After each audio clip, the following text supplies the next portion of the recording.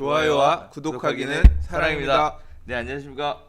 2019년 8월 2일 한 발 앞서 소식을 전하는 고품격 부동산 토크쇼 부동산 별별 수다 여신 여러분 환영합니다. 이거 하지 말래요. 좋아요와 구독하기는 사랑입니다. 지겹대. 바꿔달라는데 어떡하죠? 아니야. 그래도 계속해요? 그럼 못한 거 하면 또 이 낯설어 하시는 분들이 왜 바꾸셨어요? 이런 얘기도 나올 거야. 그런가요? 네. 네. 그냥 쭉 가는 걸로. 네. 할아버지가 돼서도 좋아요와.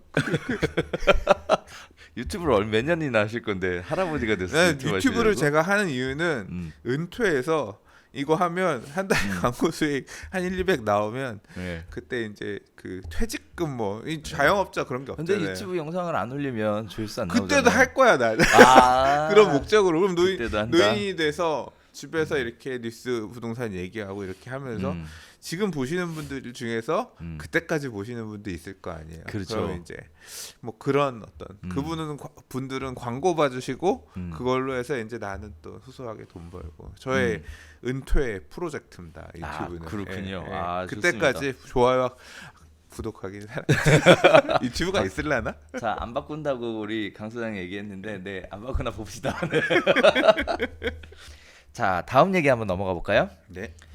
소비자들이 생각할 때는 과연 부동산 가격이 올라갈 거라고 생각할까요? 아니면 떨어질 거라고 생각할까요? 일단 여러 가지 부동산 시장이 심리 지표에 의해서 움직인다라는 얘기들이 있는데요. 그중에 한국은행의 주택가격 전망, 소비자 태도지수 CSI를 보면 일단 전국 CSI가 106을 기록해서 9포인트 상승을 함으로 인해 100을 넘어가게 되면 주택가격이 올라갈 것이다 라고 생각하는 건데요. 일단 올라간다라고 많은 사람들이 생각을 하고 있는 것 같아요. 자, 심리적으로 또 그렇다.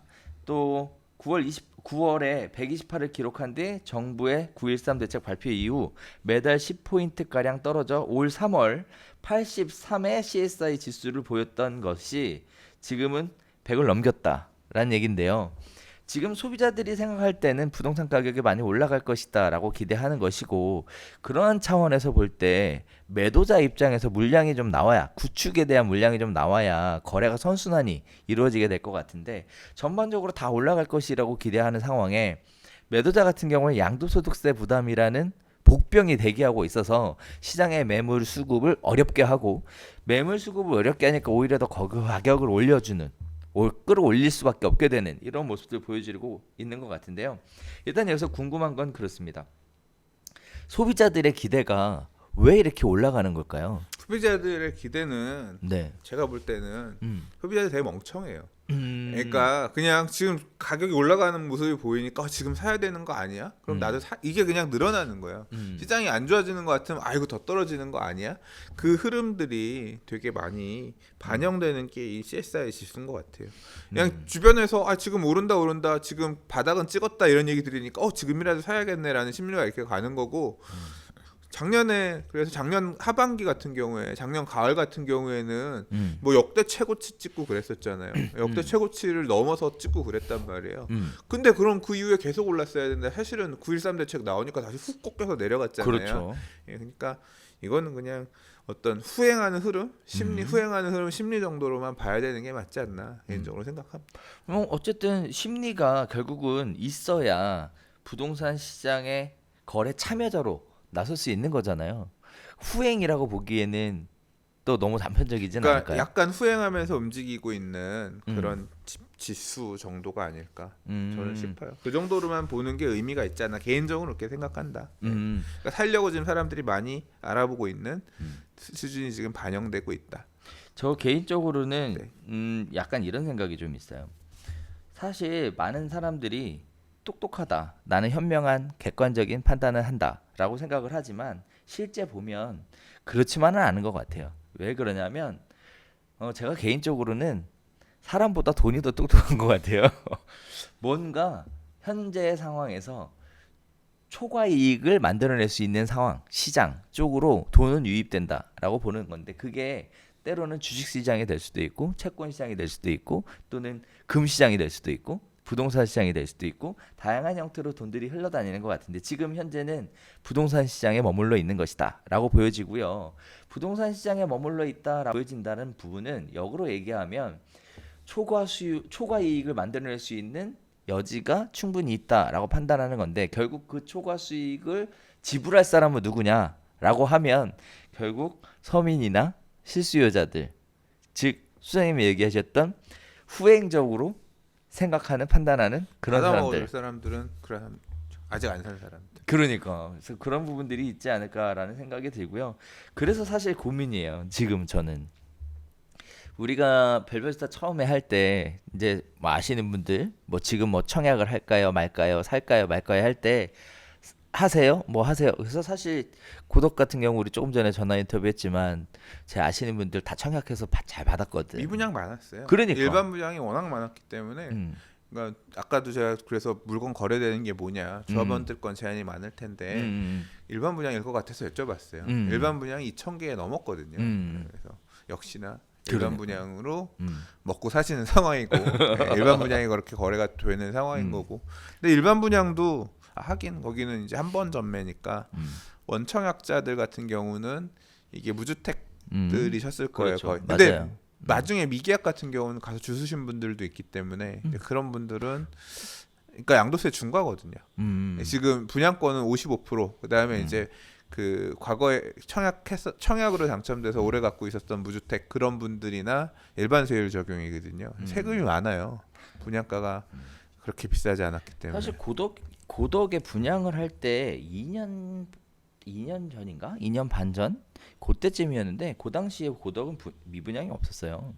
없었고 왜냐면은 그라시움은 미분양이 있었어요. 그라시움이었나요? 처음에. 예. 하여튼, 그라시움이 그러니까 우리가 2016년 11.3 부동산 대책 나오던 전후로 해서 그때 좀 물량 제일 많았거든요. 그러니까 이후에 아르테온 이런 데들은 없었는데, 그러니까 금방 끝나는데 그라시움은 시기가 맞물려 가지고 아마 조금 있었던 걸로 알아요. 예. 그래서 그렇게 해서 들어갔는데 제가 개인적으로는 지금 또 누군가가 물어보면 뭐라고 대답해야 되는가? 그 시절로 돌아가서 아니 지금 지금 시점으로 지금 이제 가까운 분이 왜냐하면 그 당시에 저한테 물어봤던 사람들은 다 샀어요 사실. 네, 사라고 했고 별별스타에서도 그렇게 말씀을 드렸고 지금 판단하기 되게 어려운 시절이라는 그러니까 얘기인 말이에요. 거잖아요. 예. 그래서 사실 이 얘기를 하면서 그 부분이 참 고민이에요. 누군가가 물어보면 뭐라고 대답해야 되는가? 소장님은 얘기 안 하시는 분이시니까. 근데 사실 저는 고민이 그거예요. 올 가을에 부동산 대책이 지난해, 지지난해처럼 시장에 충격을 주면서 가격을 주저앉히는데 일조를 하면 참 도움이 되겠으나 학습 효과란 것도 있고 이번에 나올 대책이 그러니까 결국은 작년에 9.13 대책도 제가 생각할 때는 그렇게 센 대책은 아니거든요. 파리 부동산 대책은 되게 센 대책이 맞는데 많은 부분을 규제하는 9.13 대책은 그렇게까지 센 대책은 아니에요. 뭐 주로 이제 임대사업자라든가 세금 뭐 이런 얘기니까. 근데 그럼에도 불구하고 효과는 있었단 말이에요. 근데 이번에 나올 대책도 분양가 상한제 이게 실제 대책이 시장에 충격을 줄 수 있는 대책이냐? 충격을 주는 단지들은 앞으로 분양 나올 단지들 조합원들 머리 아픈 얘기들 뭐 그 정도예요. 그럼 나머지 사실은 앞으로 분양 나올 몇 개의 단지가 많은 게 아니라요. 지금 문제가 되는 거는 지어져 있는 기존의 서울의 수많은 아파트가 문제인 거예요. 이거 때린다고 해서 이게 바뀌느냐?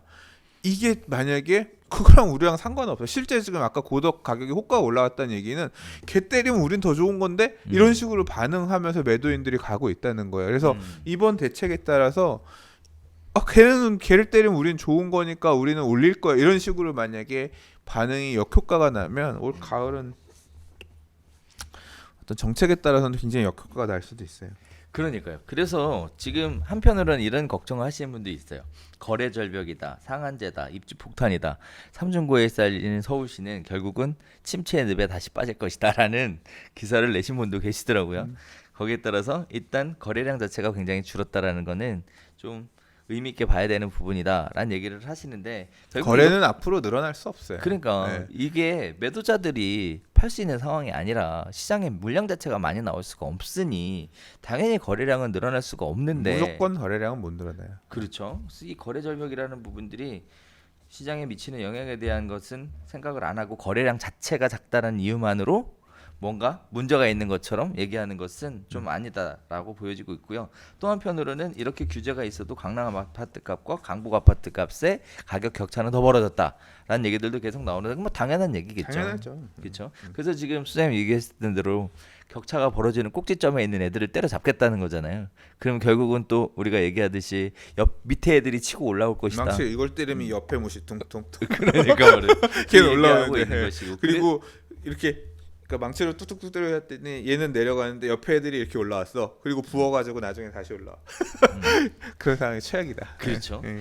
그래서 저 개인적으로는 지금 저한테 개인적으로 물어본다면 전 답을 못 할 것 같아요. 지금은 한편으로는 쉽게 떨어지진 않을 것 같다라는 데는 일단 비중을 두고 있는 상황이고 대책에 나와 보면 그걸 열어보면 좀 더 감이 잡히지 않을까라고 생각을 하고 있습니다. 대표님 올해 맨날 떨어진다 그랬었는데 올 상반기 얘기할 때.